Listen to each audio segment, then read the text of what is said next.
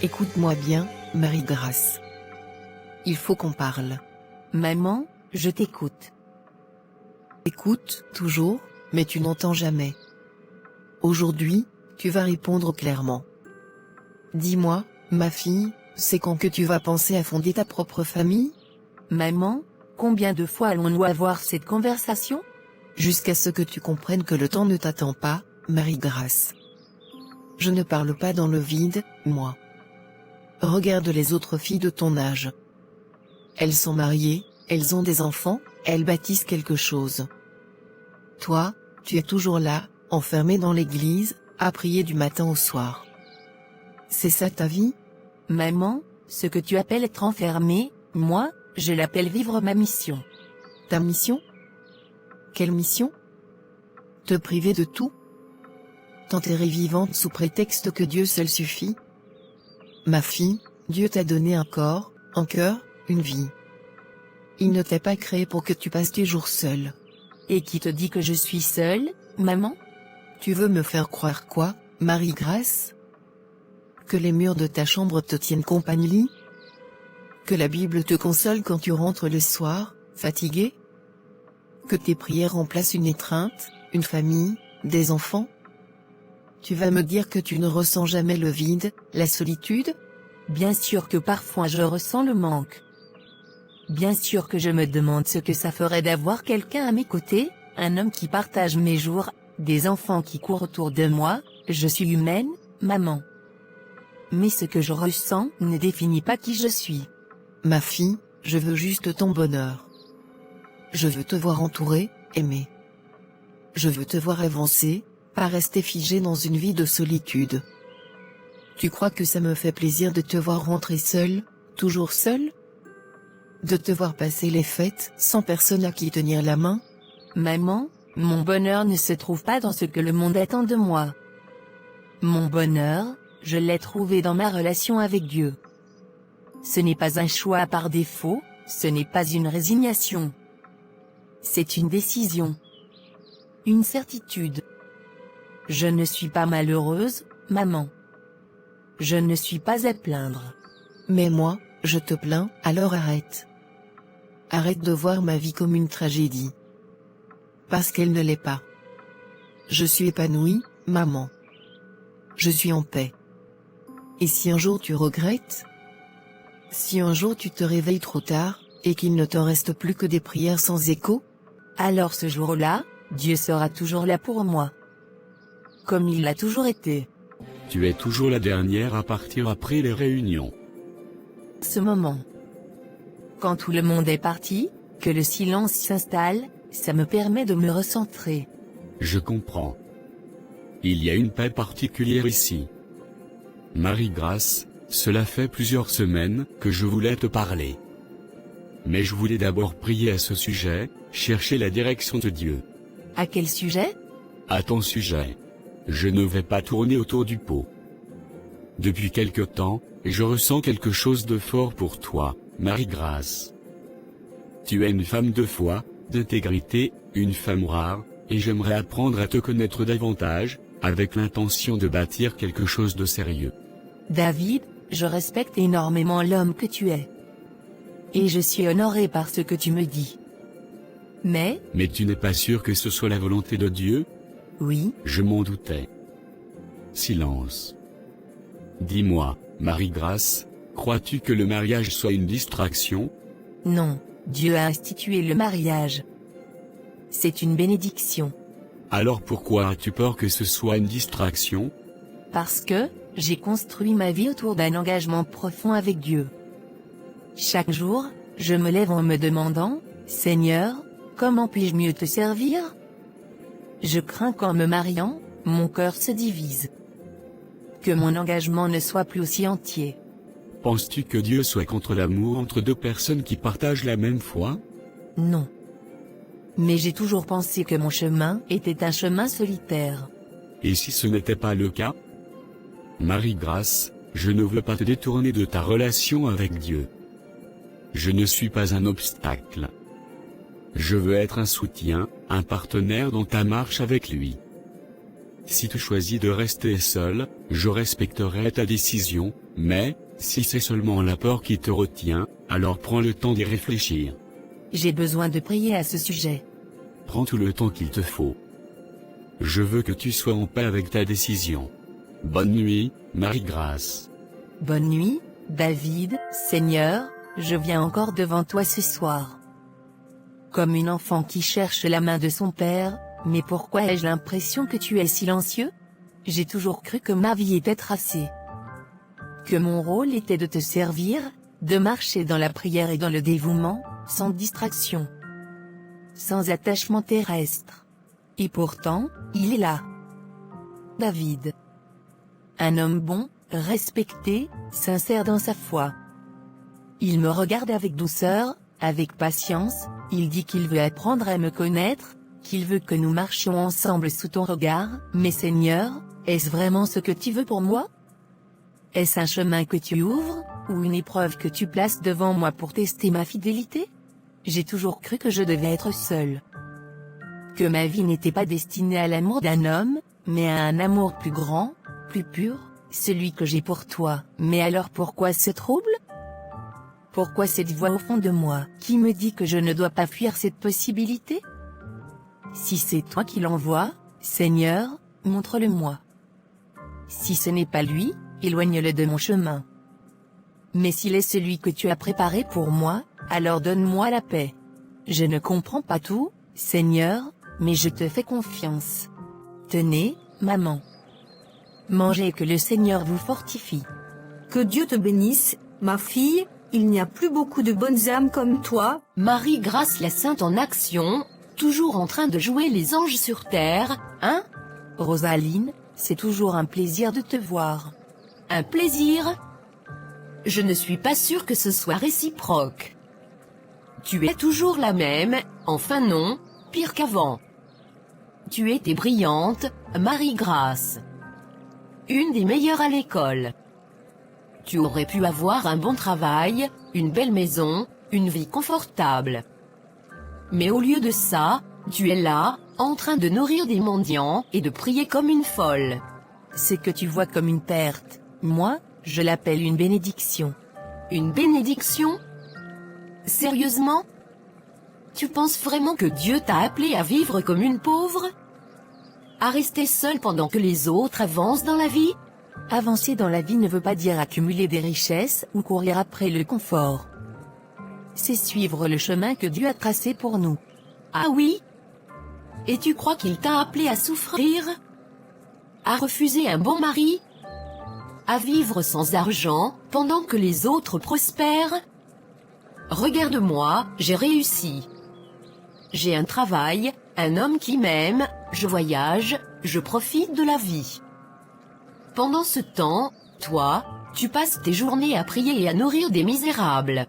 Et pourtant, avec tout ce que tu possèdes, pourquoi ressens-tu encore le besoin de venir me prouver que tu es heureuse? Ne retourne pas la situation. Je suis juste choquée de voir comment tu te laisses aveugler par cette folie religieuse. Croire en Dieu n'est pas une folie, Rosaline. La vraie folie, c'est de chercher sans cesse le bonheur dans des choses éphémères. Le bonheur, c'est vivre pleinement. Profiter, aimer, construire quelque chose de concret. Pas passer son temps à attendre un miracle qui ne viendra jamais. Peut-être que le miracle, c'est simplement de vivre pour les autres, et non pour soi-même. Fais ce que tu veux. Mais ne viens pas pleurer quand tu te rendras compte que tu as tout gâché. Seigneur, pardonne-leur. Je préfère que notre amitié s'arrête même. Il est tard. Que fais-tu encore ici? Je n'arrivais pas à dormir, serait-ce père, alors je suis venu chercher des réponses auprès de Dieu. Et qu'attends-tu qu'il te réponde? Je ne sais pas, ou plutôt, si.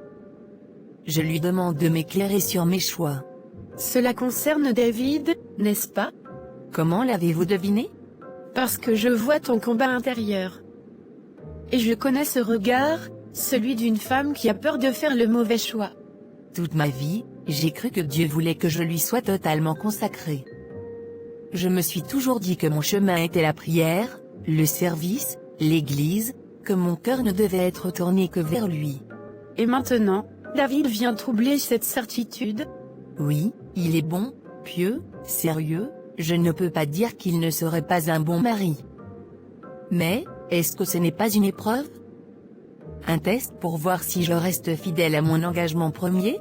Marie-Grâce, dis-moi, quand tu pries, quand tu parles à Dieu, ressens-tu un rejet de cette possibilité? Non, mais je ne ressens pas non plus une confirmation claire. Peut-être parce que ce n'est pas une question de bon ou mauvais choix. Peut-être que Dieu ne t'impose pas un chemin, mais qu'il t'invite à décider en confiance. Mais comment savoir si c'est sa volonté? Parfois, Dieu nous parle par la paix que nous ressentons. Demande-toi ceci, quand tu imagines ta vie avec David, ressens-tu la paix ou l'inquiétude? Je ressens de la crainte, oui. Mais pas de malaise. Juste, une peur de l'inconnu. Alors peut-être que ce n'est pas un signe de rejet, mais un appel à la confiance.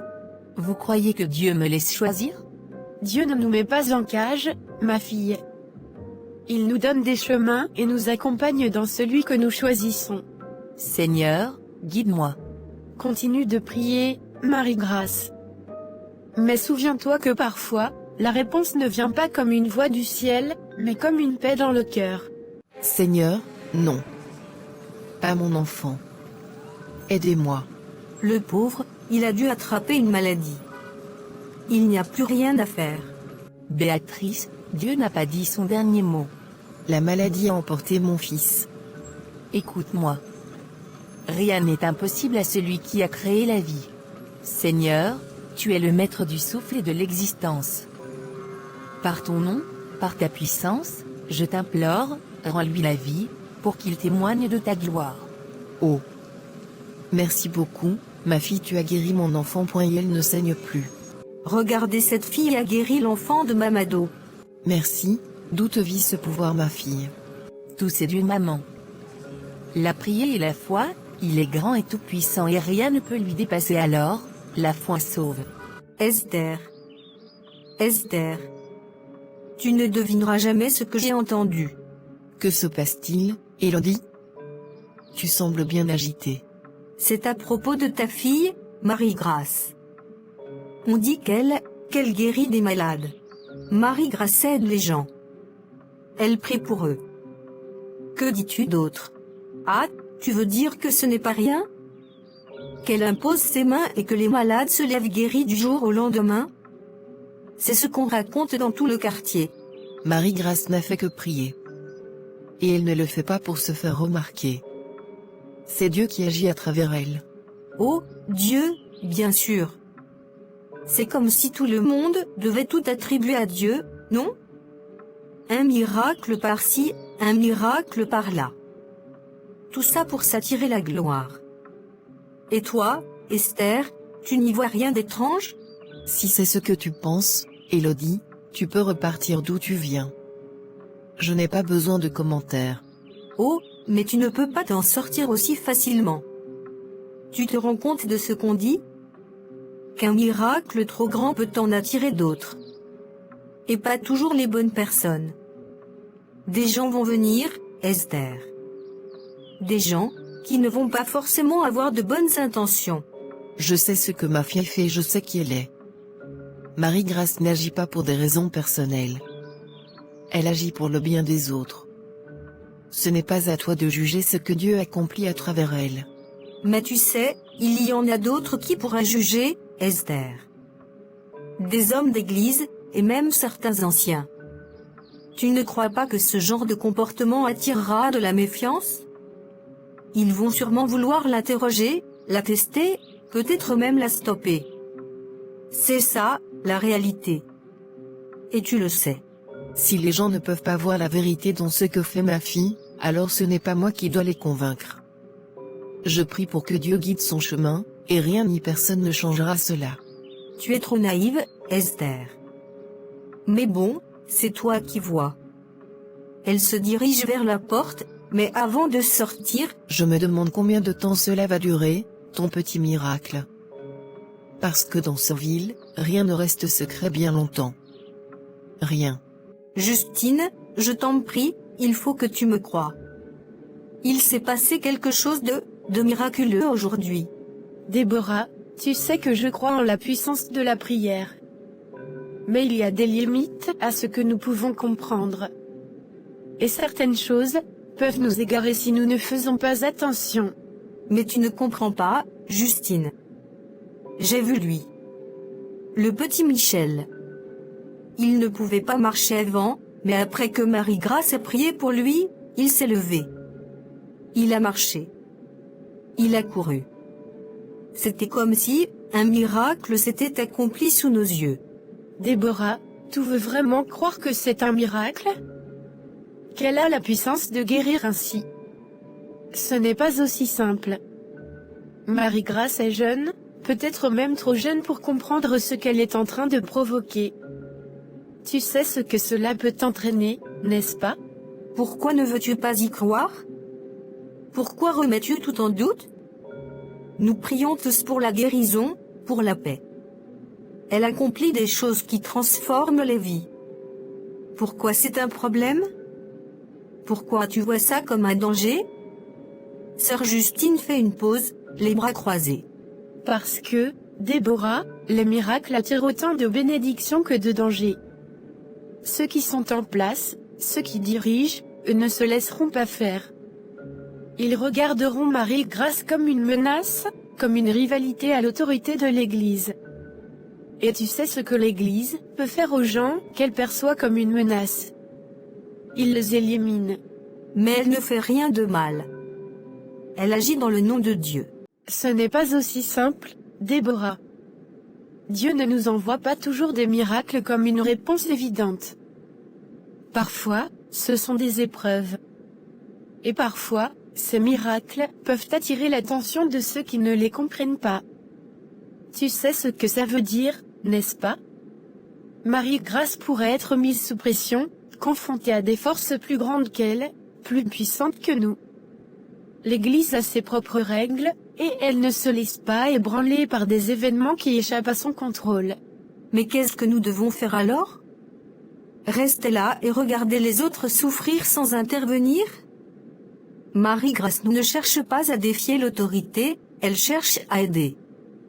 C'est ce que nous sommes censés faire, n'est-ce pas? Suivre les enseignements du Christ, aimer notre prochain, guérir les malades. Bien sûr, Déborah, nous devons aider. Mais nous devons aussi savoir où sont les limites. Marie-Grâce n'est pas un messie, et nous ne pouvons pas permettre qu'elle se fasse utiliser comme un instrument de chaos, même par inadvertance. Tout cela pourrait prendre une tournure que nous ne maîtrisons pas. Les autorités en place, les autorités religieuses, elles ne la verront pas comme toi et moi. Elles verront un défi, une menace à leur contrôle. Alors, que dois-je faire? Fermer les yeux? L'ignorer? D'un autre côté, est-ce que ce ne serait pas manquer à ce que Dieu attend de nous, de l'aider dans ce qu'elle fait de bien? Non, Déborah, tu ne dois pas fermer les yeux. Mais tu dois être prudente. Nous devons être prudentes. Ce n'est pas seulement une question de foi, c'est aussi une question de responsabilité. Nous devons garder notre équilibre, ne pas nous laisser emporter par l'enthousiasme, mais aussi ne pas ignorer ce que notre foi nous demande. Je prie pour toi, sœur. Mais n'oublie pas, les miracles apportent souvent plus de questions que de réponses. Je te comprends parfaitement, mais si elle a cette capacité, elle est dirigée par Dieu, alors nous, ses sœurs, nous devons tout faire pour la protéger. Tu as raison, nous avons un Dieu, je ne dois pas m'inquiéter sur les pensées ou ce qu'elle fera de ça. Si Dieu a choisi Marie, alors qui sommes-nous pour ne pas m'aider? Apprêtons-nous pour elle. Demain, c'est la soirée de prière, elle sera sûrement ici avec nous. Tu l'as vue? Elle est là, Marie-Grâce. Oui, je la vois, on dit qu'elle fait des miracles, mais qui sait si ce n'est pas autre chose? Des choses qu'on ne comprend pas. Exactement. Et depuis quand Dieu donne-t-il des dons comme ça à une simple femme? Même dans la Bible, les prophètes étaient des hommes, non? De toute façon, on finira pas à avoir la vraie réponse d'ici là. Je pense que cette histoire va vite faire de bruit. Marie-Grâce, tu vas bien? Oui, ma sœur. Tu entends tout ce qu'on dit, n'est-ce pas? Les murmures, les doutes, Oui, je les entends. et ça ne te pèse pas? Tout ça, tout ce que tu représentes maintenant? Les attentes des uns, la méfiance des autres, tu ne ressens pas trop de pression? Tu n'as pas peur? Pourquoi avoir peur, ma sœur? Si j'ai Dieu, que puis-je craindre? Mais, tu es humaine, Marie-Grâce. Et les humains doutent, ils s'inquiètent. Dieu connaît mes ennemis. Il sait tout ce qui doit arriver avant même que cela ne vienne à moi. Mon rôle n'est pas de craindre, mais de lui faire confiance. Cette foi que tu as, elle est rare. Nous devons arrêter de douter et voir la vérité en face. Cette foi, ma sœur, elle est notre seule véritable force. Si nous croyons vraiment, nous n'avons plus à nous inquiéter. Acte 2h17, ma sœur. Dans les derniers jours, dit Dieu, je répandrai de mon esprit sur toute chair. Vos fils et vos filles prophétiseront, vos jeunes gens auront des visions, et vos vieillards auront des songes. Vos fils et vos filles prophétiseront? Oui. Dieu n'a jamais dit que seuls les hommes seraient touchés. Il donne à qui il veut. C'est sa volonté, non la nôtre. Mais alors, pourquoi certains de nos frères et sœurs s'opposent-ils à toi? Pourquoi ne voient-ils pas que c'est l'œuvre de Dieu? Jean 15h18. Si le monde voit, sachez qu'il m'aille avant vous. Tu veux dire que, cette opposition, ces critiques, c'était inévitable? Les ténèbres n'aiment pas la lumière, ma sœur. Si Jésus lui-même a été rejeté, comment pourrais-je prétendre être accepté par tous? Tu as raison. Il faut croire en ce que Dieu a donné, peu importe ce que disent les autres. Il faut surtout croire en Dieu, ma sœur. Le reste n'est qu'un bruit de fond. On fera mieux d'aller faire la prière, et se confier en Dieu. Marie-Grâce, Oui, maman. depuis quelque temps, il ne se passe pas un jour sans que des gens ne viennent ici. Tantôt une femme qui veut que tu pries pour son enfant malade, tantôt un homme qui dit qu'il a vu ton nom dans un songe et qu'il doit te parler. Même aujourd'hui, avant que tu ne partes à l'église, une famille entière a attendu ici pendant des heures pour te voir. Je sais, maman, c'était évident tout ça. Mon seul souci est qu'il vit vers moi pour une solution, alors que toute personne qui met sa foi en l'Éternel sera sauvée. Tu sais? Et ça ne t'inquiète pas? Maman, Dieu fait ce qu'il veut. Ce n'est pas moi qu'il cherche, c'est lui. Ce n'est pas si simple, ma fille. Toi, tu vois ça comme une mission, un appel divin, mais moi, je suis ta mère. Et ce que je vois, c'est que tout cela commence à attirer l'attention. C'est pas toi qui parles, c'est le malin, comme quand il sait que c'est Dieu qui agit, il est pris de peur, il sait qu'il n'a plus le pouvoir de tenter. Donc il part par la peur. Les gens parlent. Certains disent que tu es une servante de Dieu, d'autres murmurent que ce que tu fais est étrange, pas normal. J'ai même entendu quelqu'un dire que ce n'est pas possible, que ce soit Dieu qui agit à travers toi, puisque tu es une femme. Toi, qu'est-ce que tu penses? Je suis ta fille après tout. À part le peur, que penses-tu de tout ça? Moi je sais pertinemment que c'est l'œuvre de Dieu, ma fille. Matthieu 5h11, maman. Heureux serez-vous, lorsqu'on vous outragera, qu'on vous persécutera et qu'on dira faussement de vous toutes sortes de mal, à cause de moi. Ma fille, je ne veux pas que ces gens t'attirent des problèmes. On sait comment ça commence, mais on ne sait pas comment ça finit. Regarde autour de toi. Hier encore, tu étais une jeune femme discrète, pieuse, mais ordinaire. Aujourd'hui, des inconnus viennent de loin juste pour entendre ta voix, poser la main sur toi, espérer un miracle, et demain? Maman, Dieu ne m'a pas donné ses dons pour que je les cache par peur. Jean 14h12 dit, celui qui croit en moi fera aussi les œuvres que je fais, et il en fera de plus grandes. Tu as une foi que je n'ai jamais vue, Marie-Grâce, c'est beau, mais c'est aussi effrayant. Pourquoi avoir peur si j'ai Dieu? Il connaît mes ennemis, il sait tout ce qui doit arriver. Je dois juste lui faire confiance. Je vais prier pour toi, ma fille. Moi aussi, maman. Moi aussi, Je ne savais pas où aller, Marie-Grâce. J'ai hésité, mais, on m'a dit que tu écoutes, que tu conseilles, que tu pries pour les autres. Tu as bien fait de venir, Ruth. Je suis là. Dis-moi ce qui te pèse. C'est mon mari, Jonas. Que veux-tu dire? Avant, il était bon. Gentil. Il prenait soin de moi, il priait, il travaillait dur pour notre foyer. Mais depuis quelque temps, il est différent. Il rentre tard. Parfois, il ne rentre pas du tout. Et quand il est là? Il est froid, distant, ou alors il s'énerve pour un rien. Il crie, il s'impatiente. Avant, il m'appelait mon amour, maintenant, c'est à peine s'il me regarde. Ruth, est-ce qu'il te fait du mal? Non, pas vraiment, c'est juste il me méprise, Marie-Grâce. Il m'évite comme si je n'étais plus rien. Il ne me touche plus, ne me parle plus. Il trouve toujours une excuse pour ne pas être à la maison. Tu penses qu'il y a une autre femme? Je ne veux pas y croire. Mais mon cœur me dit que oui. Ruth, Dieu voit tout. Il entend même ce que nous ne disons pas à voix haute. Mais avant d'accuser ou de te laisser consumer par la peur et la tristesse, as-tu essayé de parler à Jonas? Parler? Marie-Grâce, comment parler à un mur? À un homme qui évite même mon regard?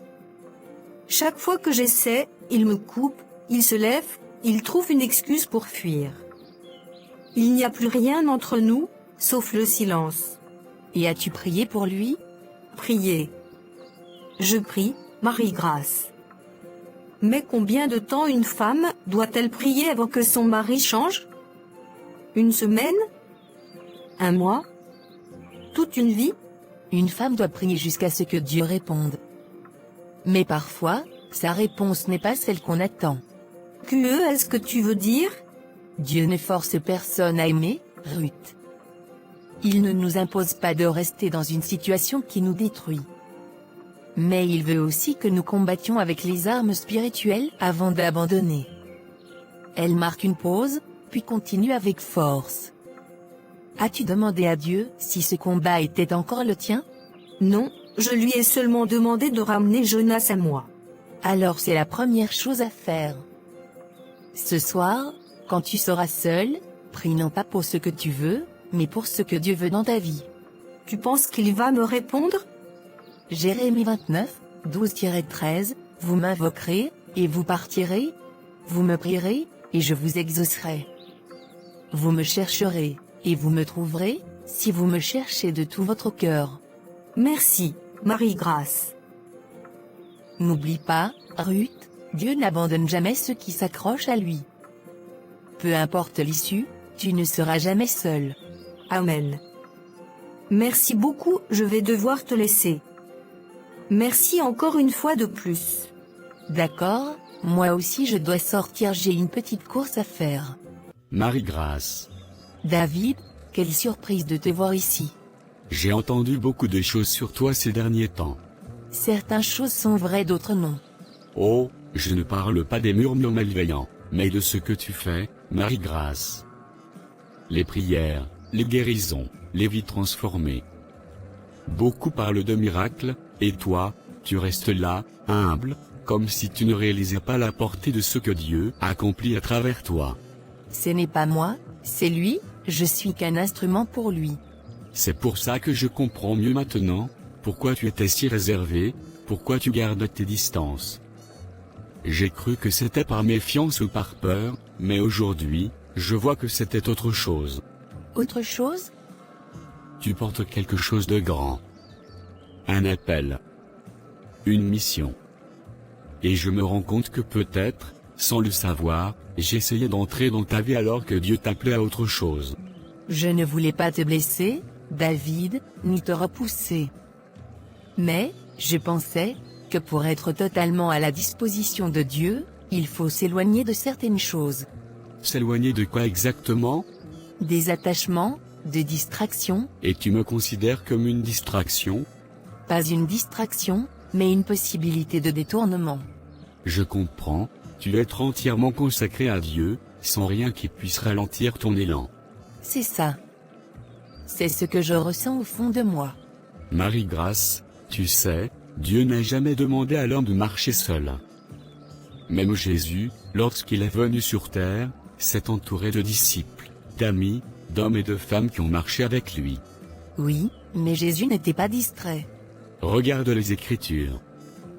Quand Dieu a appelé Moïse, il voulait fuir.